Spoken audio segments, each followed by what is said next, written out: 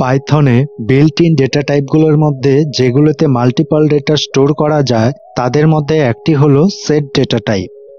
আগের ভিডিওগুলোতে আমরা লিস্ট এবং টাপল সম্পর্কে বিস্তারিতভাবে জেনেছি। আজকের ভিডিওতে জানব সেট ডেটা টাইপ সম্পর্কে।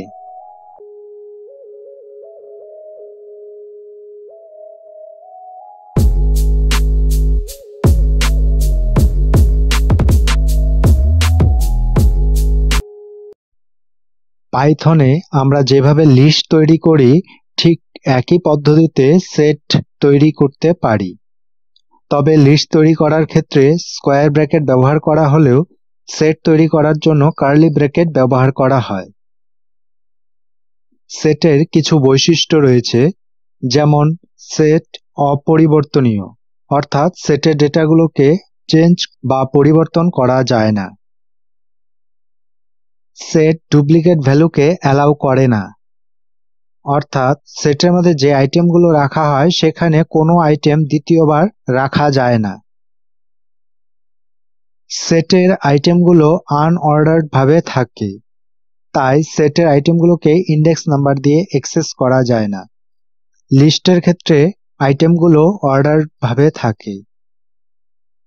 একটি সেটে মাল্টিপল ডেটাকে টাইপ করতে পারি, অর্থাৎ একটি সেটের মধ্যে number, string, integer, set, Boolean বা অন্যান্য ডেটা টাইপও থাকতে পারে। সেট তৈরি করার জন্য কার্লি ব্র্যাকেট ব্যবহার করা হয়। এখন যে প্রশ্নটি তোমাদের মনে আসতে পারে এবং যেটি খুব কমন প্রশ্ন, সেটি হলো সেট এবং লিস্টের মধ্যে কোনটি ব্যবহার করা উচিত।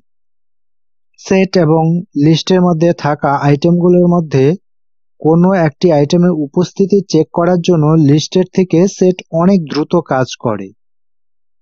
তবে সেটের ভ্যালুগুলো আনঅর্ডার্ড বা এলোমেলোভাবে থাকে, তাই কাজের উপর এবং প্রয়োজনের উপর ভিত্তি করে এদের ব্যবহার করতে হয়, অর্থাৎ যখন যেটা প্রয়োজনে বেশি সুবিধা পাওয়া যায় সেই হিসেবেই ব্যবহার করতে হয়।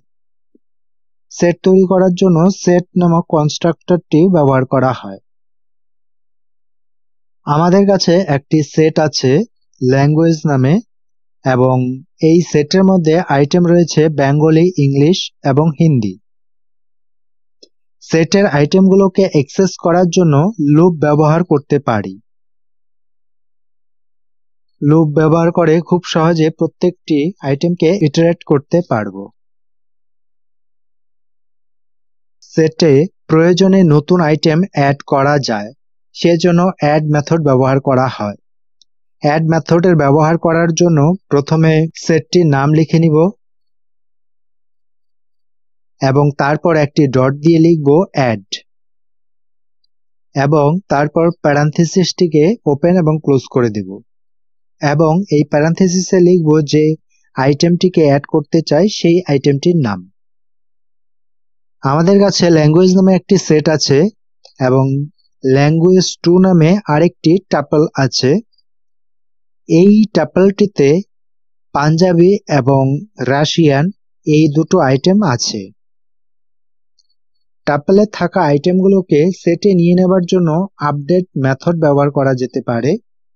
এর জন্য লিখব ল্যাঙ্গুয়েজ ডট আপডেট এবং প্যারানথেসিসের মধ্যে ল্যাঙ্গুয়েজ 2 দিয়ে দিব, অর্থাৎ set1 ডট আপডেট এবং প্যারানথেসিসের মধ্যে set2 কে পাস করে দেব।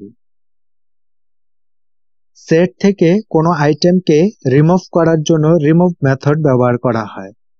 রিমুভ মেথডের ব্যবহার লিস্টে আমরা দেখেছিলাম। রিমুভ মেথড ব্যবহার করার জন্য লিখতে হবে ল্যাঙ্গুয়েজ ডট রিমুভ এবং প্যারানথেসিসের মধ্যে যেই আইটেমটিকে রিমুভ করব সেই আইটেমটিকে নাম লিখে দিতে হবে। তাহলে আউটপুটে দেখতে পাবো আইটেমটি রিমুভ হয়ে গিয়েছে। ডিসকার্ড মেথড ব্যবহার করেও আইটেমকে রিমুভ করা যায়। ডিসকার্ড মেথড ব্যবহারের পদ্ধতি রিমুভ মেথডের মতোই, শুধু রিমুভের স্থানে ডিসকার্ড লিখে দিতে হবে। রিমুভ মেথড ব্যবহার করলে যে আইটেমটি রিমুভ করতে চাইছি সেটি যদি সেটে না থাকে তবে এরর শো করবে, কিন্তু ডিসকার্ড মেথড ব্যবহার করলে আইটেমটি না থাকলেও কোনো রকম এরর শো করবে না। সেটে পপ মেথড, ক্লিয়ার মেথড এবং ডেল কিওয়ার্ড ব্যবহার করেও আইটেম রিমুভ এবং ডিলিট করা যায়। এগুলির ব্যবহার আমরা লিস্ট ডেটা টাইপেই দেখে এসেছি, তাই এখানে আর এগুলি নিয়ে আলোচনা করছি না। তোমরা যদি এগুলির ব্যবহার দেখতে চাও তাহলে উপরের আই বাটনে ক্লিক করে ভিডিওটি দেখে নিতে পারো। সেটে নির্দিষ্ট কোনো আইটেম আছে কিনা তা চেক করে দেখতে পারি, যেমন সেটটিতে বেঙ্গলি ল্যাঙ্গুয়েজটি আছে কিনা সেটি চেক করে দেখার জন্য প্রিন্ট ফাংশনে লিখতে হবে বেঙ্গলি ইন ল্যাঙ্গুয়েজ। আমাদের কাছে দুটো সেট রয়েছে, একটি সেট 1 এবং আরেকটি সেট 2। এদের প্রত্যেকের মধ্যে কিছু ভ্যালু বা আইটেম রয়েছে। সেট 1 এবং সেট 2 এই দুটোকে যদি জয়েন করে নতুন একটি সেট তৈরি করতে চাই, সেজন্য ইউনিয়ন এবং আপডেট মেথড ব্যবহার করতে পারি। আপডেট মেথডের ব্যবহার আমরা আগেই শিখে নিয়েছি। এখন দেখব ইউনিয়ন মেথডের ব্যবহার।